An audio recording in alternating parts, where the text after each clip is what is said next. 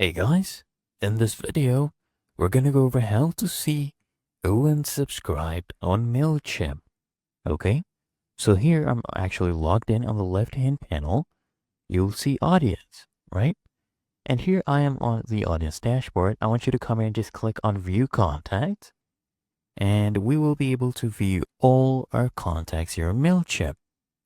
Now we are able to filter this, okay, by subscription status. You see this? Just click on this drop down, and here you'll see email unsubscribed. Okay, I want you to go and toggle this on. As you can see right now, I have a total of 26 contacts, 25 are subscribers. So if I toggle this one on, I should be left with one who has unsubscribed. So I'll toggle this one on, and let's see what comes up. So this is the filter. There we go. One contact. Now this is the person who has unsubscribed. And it's really that easy and simple.